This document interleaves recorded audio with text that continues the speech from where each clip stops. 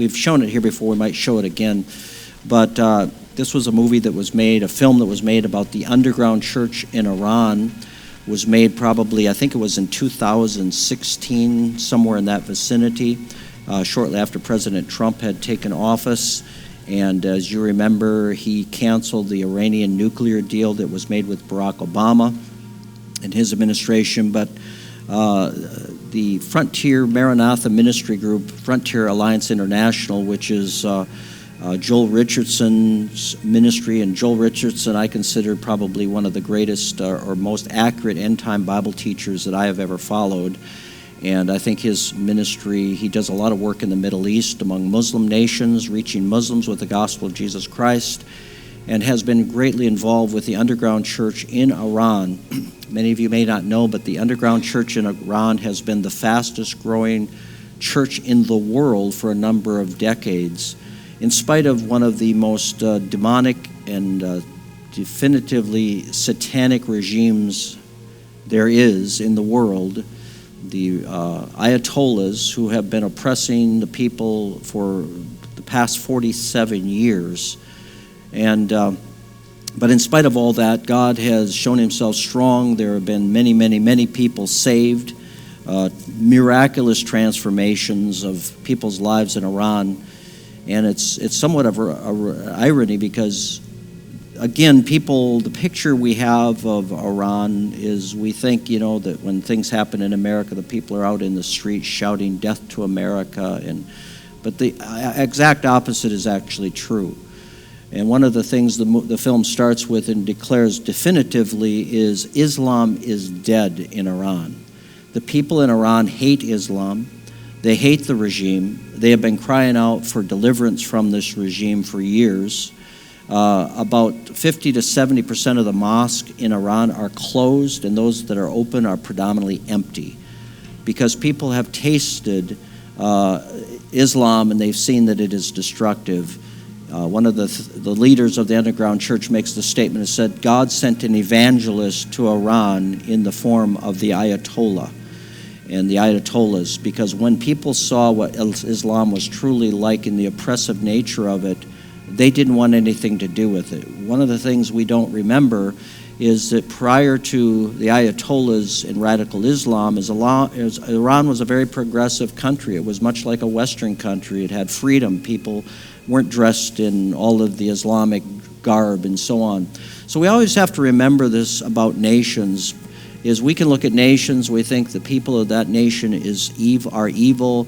I've heard people say we ought to just drop a nuclear bomb and wipe them all out. Well, we have to distinguish between the people of the nation and the leaders of the nation. How many realize that the United States of America has had very wicked leaders at times?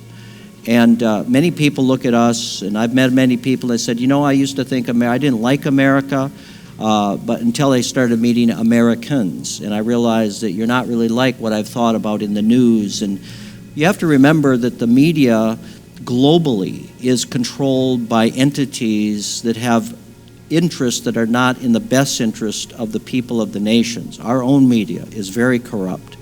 I said if 90% of our problems as division would go away in America if it weren't for the propaganda of the media. But the media continues to stir up hatred toward one another and divisiveness. They will not tell the truth. Everything they report almost is 90% lies and 10% truth, if that, because they have a narrative they want to spin. And I want to caution you in the days ahead, how many of you realize that the United States attacked Iran in cooperation with Israel?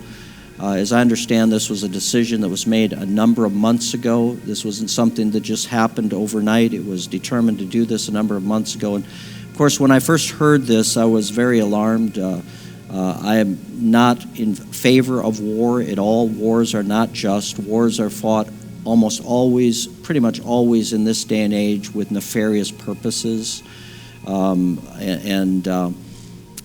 And there's no such thing as a pure war anymore. There's no such thing as we're fighting to defend our freedoms. That's just not the case, because there are globalists involved with these wars.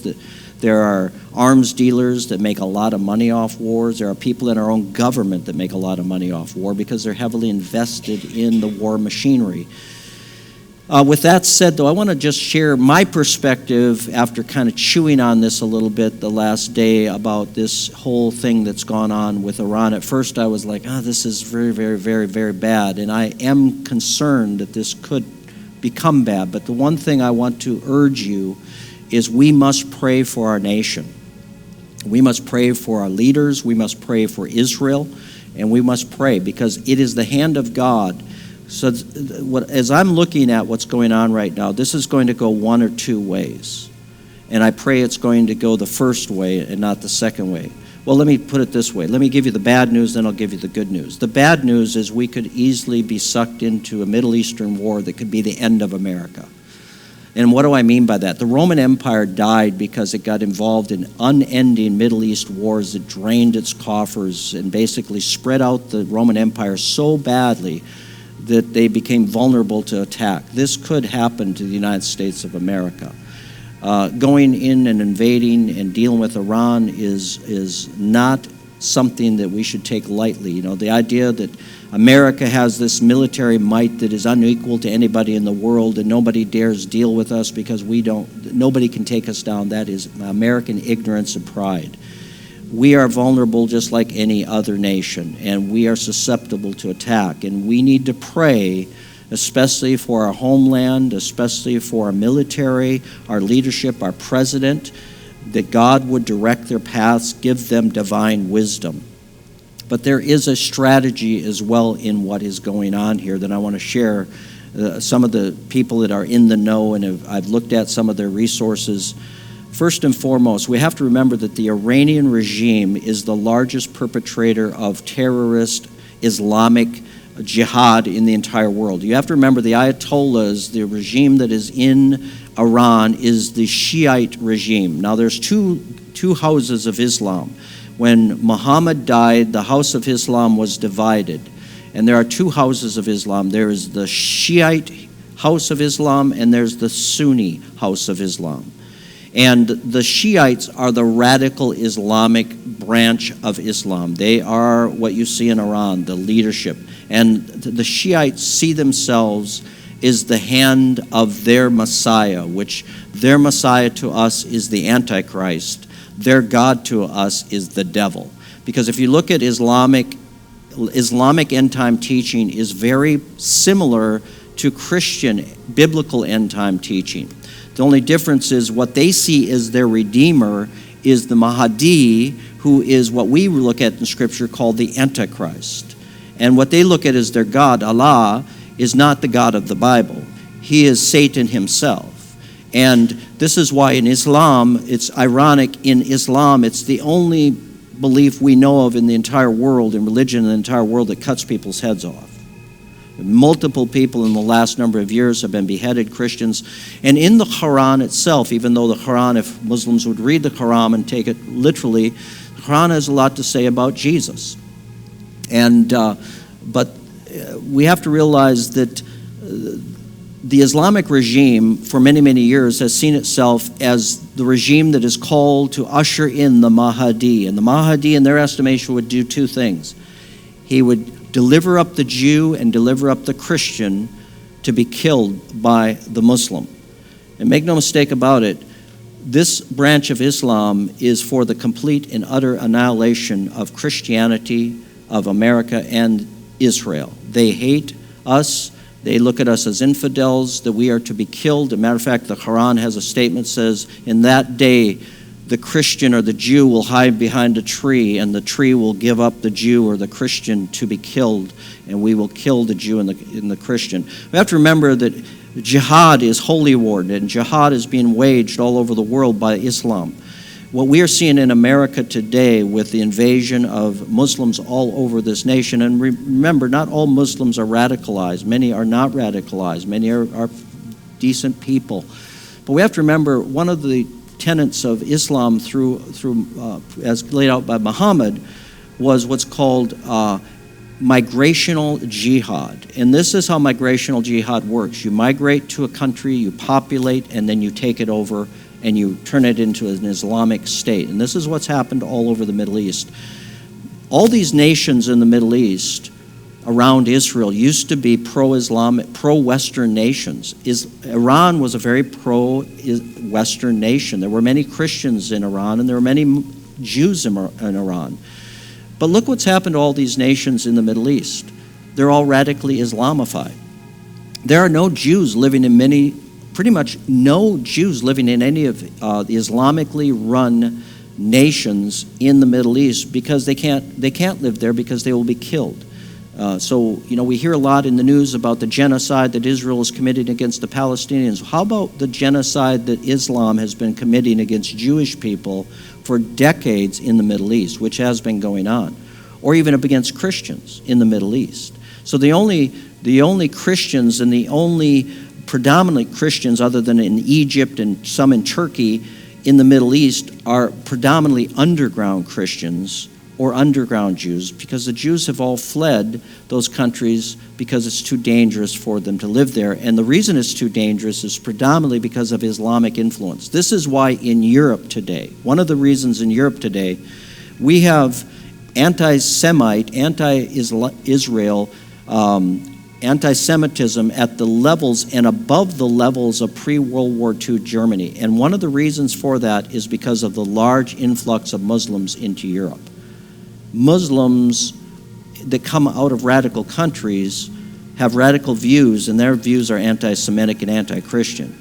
And make no mistake about it, there are many, many Muslims in America, many, many radicalized Islamic followers in America that are here for very nefarious purposes. Now, I'm not here, when you say these things, there's always a propensity of people go, well, that's hateful speech. No, it's simply truthful speech. We cannot hide our head in the sand and act as if this is not a real danger. It is a real danger. We have people in our own government who are anti-American. We have people in our Congress, Omar from Somalia, and Talid from, I think she is from where, Jordan, or I don't remember where she is from, but very anti-American people in our government.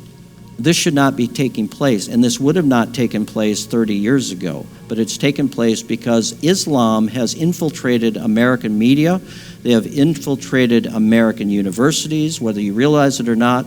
Millions upon millions upon millions, if not billions of dollars have been spent to Islamify our universities. This is why universities in America are so anti-Christian, yet at the same time very pro-Islamic. And we hear these terms like, well, you're an Islamophobic. Well, you should be an Islamic phobic, because if Christians did half of the things that Islam does in the world today, which we don't, Christians have done bad things, and you'll often hear people say, well, what about the Crusades? Well, the truth is the Crusades were a response to years upon years upon years of Muslims coming into Europe and slaughtering Christians.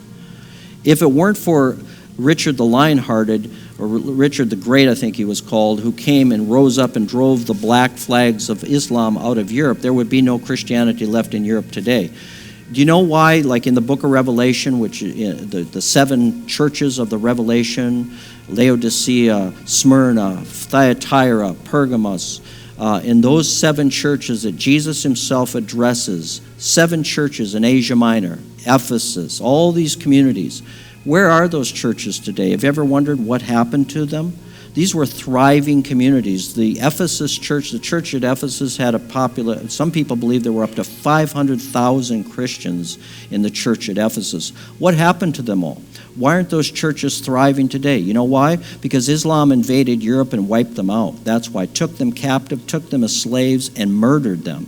That's what happened. That is the history of Islam in Europe. That is the history of Islam everywhere it goes. It is not a religion of peace. It is not a religion, as we're told constantly by the media, that, this is a peaceful religion, much like it is simply not. Islam is a political ideology that perpetrates and masquerades as religion. It uses religion as a front to propagate its ideology. Now, the other thing that's very telling, and I've been talking about this for many years, And we're finally hearing people starting to say it, not because I'm so smart, it's just I'm observant, and I've preached on end times for many, many years, is what we call the Red-Green Alliance. You have to realize in America that we have basically two major enemies. The first major enemy we have is communism. And communism is so embedded in our nation. Communism has taken captive, what we call captured, and Brother Steve was alluding to this last night at the gathering. We were speaking about this. Communism has infiltrated every institution in America. During the Roosevelt administration, we know that there are multiple communists in that administration. There has been communists in almost every administration. And the thing is with communists, they don't come out and say, hey, everybody, except for maybe Bernie Sanders. They don't come out and say, hey, I'm a communist. No, they use your language. They use whatever language they need to. They'll become a chameleon. They'll join you. They'll join your party. They'll act like you. And in the meantime, the purpose is to get people involved and embedded in portions of those communities to take them over. Vladimir Lenin said the best way to control the opposition, or the best way to influence the opposition is to control it. So what they do is they embed people in churches. There are many churches in America that have been infiltrated by communists. This is why you have this woke revolution going on in America. We think that this is just a bunch of radical leftists. No, this is communism. It's set up to weaken those institutions, destroy them, because the communists knew that if you're going to destroy capitalism, which is their goal, if you're going to destroy capitalism, you first have to destroy Christianity, because capitalism, the free enterprise system, is driven predominantly by Christianity and the ethos of Christianity. Capitalism would not be in existence. The West would not be in existence if it were not for Christianity. This is a 100-year war that's been going on for the last 100 years, and its purpose is to destroy Western civilization. And one of the reasons you have so many Muslims that have migrated into Western countries, and why you have this flooding of Western countries with immigrants from North Africa and in Islamic countries, is for the specific purpose of destroying those nations. There's a book out called While Europe Slept. I read this book probably 20 years ago. And it was written by a guy who was a gay, and he wanted to get married to his gay lover, and he didn't like the fact that gay marriage was not legal in America. So he took his gay lover and they moved to Amsterdam, and he was very excited about how liberal Amsterdam was at the time. And after they lived there for a while, though, he began to see that Europe is every bit, if not more, racist than America. He said, if you want to talk about institutionalized racism, Europe is the epitome of it.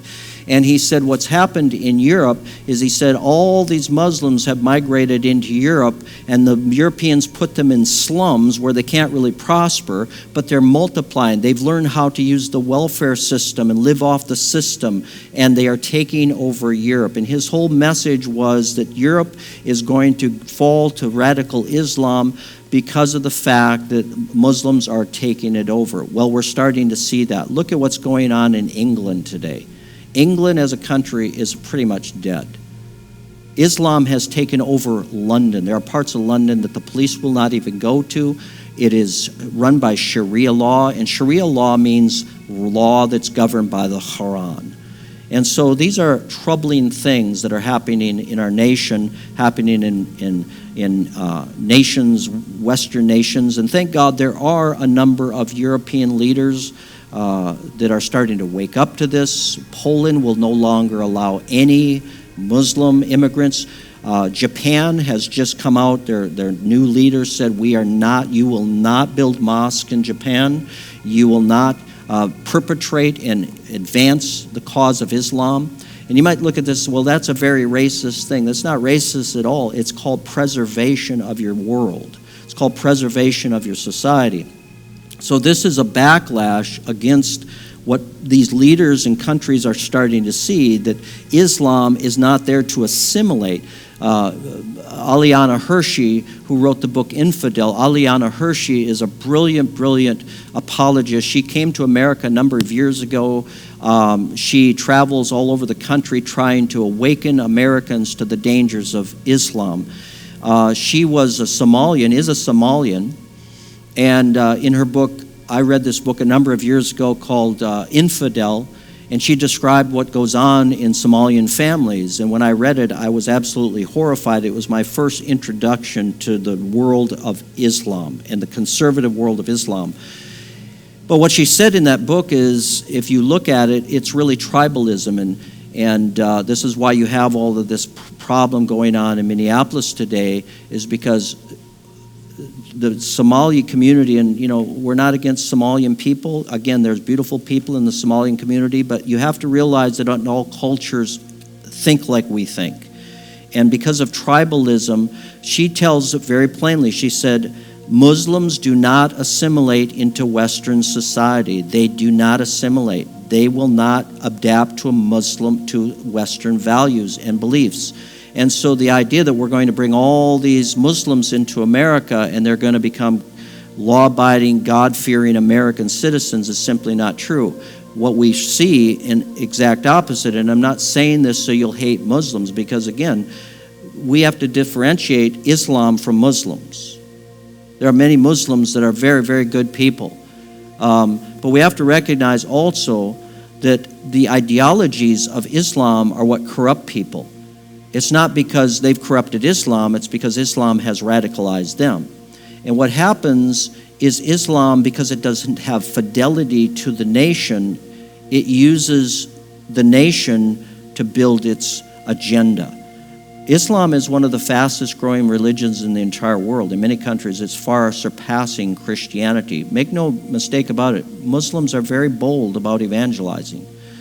And one of the places they're being very successful is in college campuses.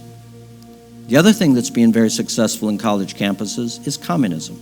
We have 45% of our youth today that believe communism and socialism would be preferable over capitalism. Where did that come from?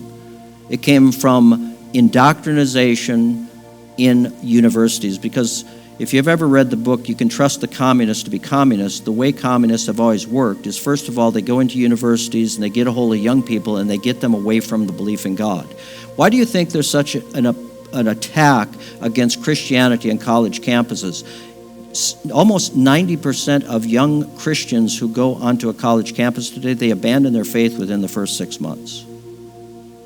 And what is replaced? Atheism, agnosticism, communism. Because you have to get young people away from belief in God, and then in return, you pump into their minds communism, communist ideology. Now, they don't know it's communism. They think it's just justice. They think it's, all the stuff that we're seeing. And this is taking place all over America. And so this is what's happened and been happening in America. So let me go back to my originally intended rant here about what's going on in the Middle East today. Two of the most greatest threats to America three of the greatest threats. One is communism, the other is Islam. And we have what's called the Red-Green Alliance, where communism and Islam are joining together. Now, whether you realize it or not, Islam has always been in bed with evil actors against the West. They were in bed with Hitler in the extermination, trying to exterminate the Jewish people. And they've always been in bed with communists and these ideologies. As a matter of fact, Trevor Loudon, who has been studying communism for years, he said it's actually the globalist and the Marxist who are training Islamic jihadists how to subvert and take over nations. And so you will see that their tactics are very, very similar. So with what's going on in the United States, the other threat, which is, again, communism, and you say, well, these are two different ideologies, how could they get along? Because the enemy of my enemy is my friend. And communism and Islam have two big, great enemies. They have the West and they have Christianity. So those are their enemies. And so that's why they're forming alliances and have been working together for many, many years. So communism, which, by the way, China is communist. It was a sad day in our history where the United States allowed China to have most favored nation status. And of course that happened under the illustrious Bill Clinton, who was paid for by the Communist Party to fast-track NAFTA and allow the Communist Party of China to have most favored nation status. And now we are completely in bed with this thing. And again, the Chinese people are beautiful people, but make no mistake about it, the CCP, the Communist party of China is ruthless and murderous. They murder their own people. They oppress their own people. They throw them in labor camps. They indoctrinate them. They have a system in China called social credit scores, where they track everything you do, anyone you talk to. If you violate your social credit score goes too low, then you can't travel. They can freeze your bank account. They can take away your job. They can even lock you up in an indoctrination center, and they can murder you, because this is what the CCP has been doing for years. And America has basically ignored this. The church has ignored this and acted as though China is this, just benevolent country. They're not. They're communist, and they are ruthless, and they have done great things to harm people. So why am I bringing up China about what's going on in the Middle East? Because this is the strategy that President Trump in Israel and is trying to bring about, and this is why we must pray. China has been aggressively for a number of years making advancements all over the world. They are colonizing the entire world. It is no mistake. This is a memo that came out of the Chinese Communist Party. Some of their leaders, one of their top generals, made a statement along the line saying the reason the West has expanded and become so productive and so affluent all over the world is because they've gone outside of their borders. They've expanded into other countries. And he said, this is what China must do. This is why China is advancing into Africa. They're advancing into Asia. Whether you realize it or not, they're building airstrips all over Asia, all over the world, because they are strategically trying to build military superiority in the world so that they can control the world. Because once they become embedded, then you're not going to get them out. And their objective is to become the world power. Xi Jinping, his purpose is to bring China back to the pinnacle of the superpower that it was at one time in the world. And because of this, China has been building up their military. Now, whether you realize it or not, China signed a 25-year agreement with Iran. Iran is the pinnacle of China's success in Asia. So what President Trump, this is about, I believe it's two things, and I pray that I'm right on this. I believe that God is using President Trump as an instrument. Now, he is not a perfect man, and you may say, Pastor Tim, I think you've been smoking something before church this morning.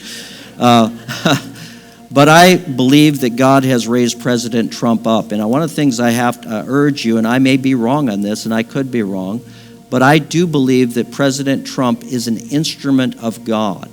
I believe that God brought him into office as imperfect as he is, and the fact that he does make mistakes, and my hope is not in President Trump, my hope is in the arm of the Lord. But God uses people, and it is miraculous that he's even the President of the United States. I mean, I'll be honest with you, after Joe Biden's 4 years, I thought we were done for. I thought America was done. I was ready to pack my bags and move to Beverly Hills or someplace, you know what I mean? Not Beverly Hills, but I think a lot of people were discouraged and in despair after Joe Biden, and make no mistake about it, had Kamala Harris become our president, God forbid, we would be under communism right now. She's a full-blown communist. AOC, a full-blown communist. These people are in our government. They're full-blown communists. And we have many people in our own government, even in Congress, that are being paid by China. They're under China's payroll. They're controlled by China.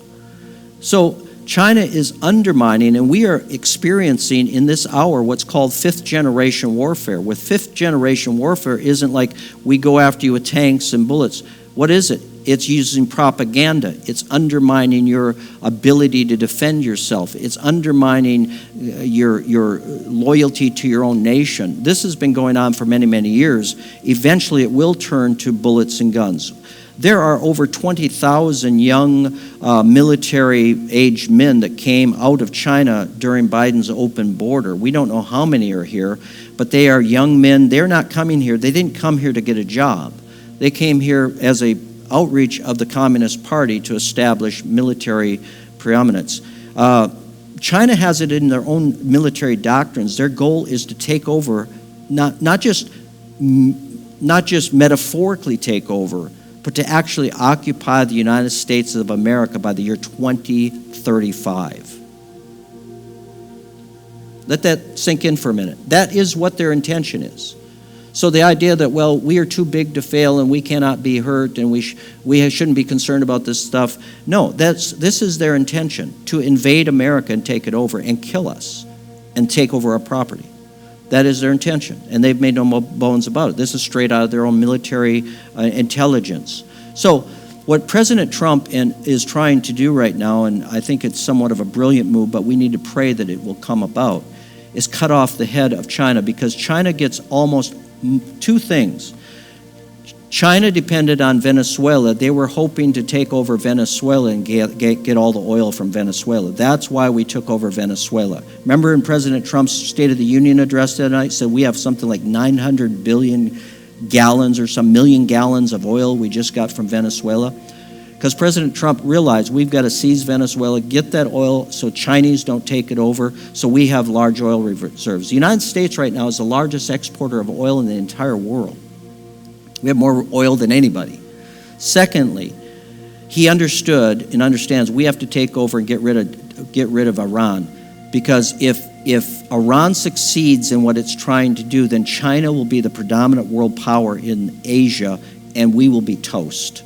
Because whoever controls energy controls the world. And President Trump is the only president in my lifetime, except maybe Ronald Reagan, that actually understands that principle. Whoever controls energy controls the entire world. We have been being undermined by this whole communist ideology of green energy to destroy our infrastructure so we can't support ourselves. Now, I'm all for green energy provided it doesn't destroy your economy in the process. And I realize there's great corruption in the oil industry, make no mistake about it. Many times you're in bed with the devil in these kind of things. But the truth is, there's two things, and I think that this is the strategy of the Trump administration. So the two houses of Islam, you have the Shiite house, which is Islam in Iraq and Iran.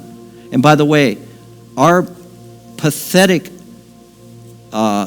invasion of Iraq under George W. Bush, who was the biggest con job ever to American Christians in our history, who was basically just a globalist and a terrible president, and went into Iraq, and Iraq is in a lot worse shape today than it was under Saddam Hussein.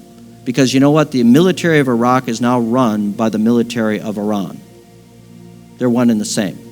But what has happened is President Trump is trying to cut the head off. God is using President Trump, I believe, and I believe this is the answer to possibly the prayers of God's people in Iraq, because the people of God have been crying out for years. The Christians in Iraq have been crying out for years, deliver us from evil, deliver us from this regime. Remember the children of Israel in Egypt crying out? The Lord said, I've heard the cries of my people, and I'm going down to deliver them. And I'm not saying emphatically, yes, this is what the Lord is doing. This is what I'm praying that the Lord is doing, that he's going to cut the head off of this regime, take out the Ayatollahs, and God will replace it with a more lenient type of government that will give the people of Iran freedom once again. The other thing this would do, if he can cut the head off of the snake of radical Shiite Islam in the Middle East, what is happening now is the Sunni branch of Islam, and still they're Islamic, but the Sunnis can be reasoned with. The Sunnis are Arabia. The Sunnis are the people of the Middle East that President Trump just signed the Abraham Accords. All of this, it looks like it's just random kind of Trump's being crazy, Trump's being Trump. No, there is a strategy in this. There is a strategy in this. And if the Sunnis rise to power, it will be much better for the people of the Middle East. It will be much better for the people of Israel. Now, long term down the road, I am not for a moment believing we are going to have peace and utopia on earth. I believe God is setting the stage for the end time ages. And in order for that to come about, there has to come some sort of peace between the Islamic world and the Jewish world. That will never happen with Iran, because Iran will hear nothing of Israel's existence. Their goal is to wipe them off the face of the earth. You cannot have peace with people like that. You cannot have that sort of thing. The Sunnis, however, Many Sunni nations who are run by the Sunni house of Islam, they don't see Israel as this little Satan. They see Israel as an economic opportunity that benefits their nation, because Israel is one of the few nations in the Middle East that really has innovation and prosperity on a large scale matter, whereas many of the Muslim or Arab nations do not. There are a few people that have wealth, and it's their oil that brings them wealth, but many of those nations want to have alliances with Israel. Now, the other thing is, I am of the firm belief that the temple in Israel will definitely be rebuilt. And I believe we're on the verge of that. And I believe that this possibly could be God setting the stage for the very end time and aligning the nations. Because whether you realize it or not, God sets things in motion and manipulates nations and sets kings up and brings kings down for grander purposes than we see. We see through a glass dimly. But I believe the stage is being set possibly in the Middle East for the rise of the Antichrist. And we are probably could see the rise of the Antichrist in our lifetime. And, you know, when that temple is built, if it's built in our lifetime, you should pack your bags and get ready. Because if that temple is rebuilt, we know Jesus is returning very soon. Now, you have to really discern in this day and age, and I know there's a lot of anti-Semitism, anti-Israel stuff coming out of the church, out of conservative circles. I'm sorry to see that. A lot of replacement theology, the idea that, well, the Jews in Israel, they're not really even Jews. They're not Jewish people. They're just another nation. That is a vast and grand mistake. Israel is the timepiece of God's instrument. No nation will ever destroy the nation of Israel. No nation will ever take that land away. That land was given to Abraham and his descendants, meaning the physical descendants of Abraham, not the church, the Jewish people. And God has a definitive plan for the nation of Israel in this hour. Now, the nation of Israel, sadly to say, in the book of Zechariah, will suffer another Holocaust. What we saw on October 7th, a couple of years ago, where the women were raped and people were grossly murdered, that is kind of a forerunner of what's going to happen. And the only people that do those type of things in our day and age, the communists do, the cartels do these sort of things, but Muslims do, radical Islam. And they are indoctrinated in killing Jews and killing Christians. They love it. There's a thirst for blood. As a matter of fact, there's one guy that I watched some of the gruesomes. I couldn't stand to watch it, but one of the guys they interviewed, he actually had his phone where he was talking to his father or his family back in home, and he said, "I'm killing Jews. I'm shedding their blood."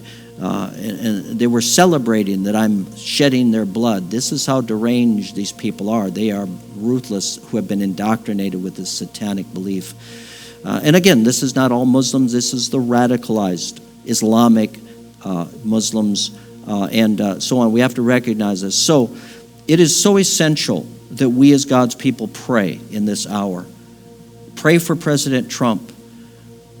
Be careful what media you listen to. God is the God, only God can do this.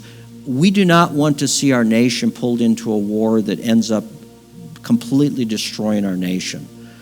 We need our leaders to be wise and make wise decisions. The strait out there, what is it? The Strait of, 20% of the world's oil goes through that. I expect this week oil will go skyrocket, probably tomorrow. They're talking oil could go up to $100 to $150 a barrel. So we could have some really serious economic impact in the next few months. But we pray that this does not drag on for years and years and we don't end up in something. We pray that God would supernaturally intervene. God listens to the prayers of his people. God doesn't just sit in heaven and say, well, what should I do today? God waits for his people to cry out to him. The people of Iran have been crying out to God for deliverance. The people of the Middle East have been crying out to God for deliverance. We need to cry out to God for his mercy and deliverance from the Iranian people, and that God would deliver us as a nation and repent as a nation. God, keep us from destruction. Have mercy upon us. Because we've done things as a nation that deserve the judgment of God. And we will find out if God's people are crying out and this turns out for a better, if it turns out for a worse. It could turn out one way or another.